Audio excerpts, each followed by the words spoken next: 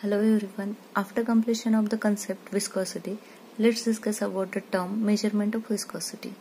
Now, in practice, it is very difficult to carry out an experiment with two parallel plates for measurement of viscosity, which we have seen in term viscosity.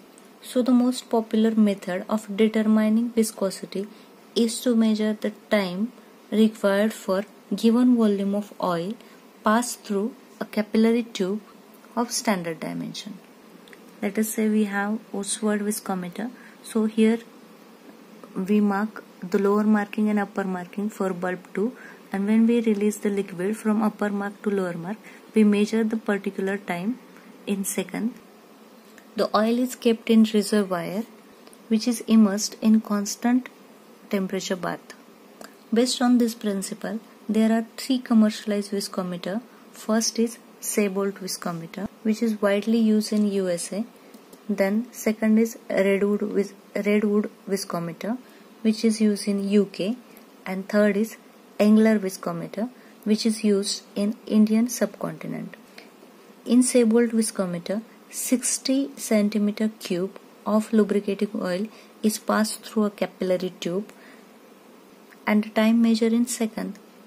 So the unit of viscosity is called Seibold universal second, SUS, which is related with kinematic viscosity with this relation, that is Zk is equal to T minus of 180 divided by T, where T is viscosity in Seibold universal seconds, SUS.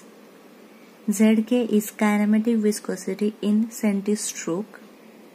For centistroke, we have 1 stroke is equal to 1 centimeter square per second. And what is kinematic viscosity? Kinematic viscosity is ratio of absolute viscosity in centipoise to density of lubricant. So here we have Zk is the kinematic viscosity in centistroke is equal to Z is the absolute viscosity in centipoise divided by density of lubricant is rho. It is in gram per centimeter cube. So in this way we can able to measure the viscosity.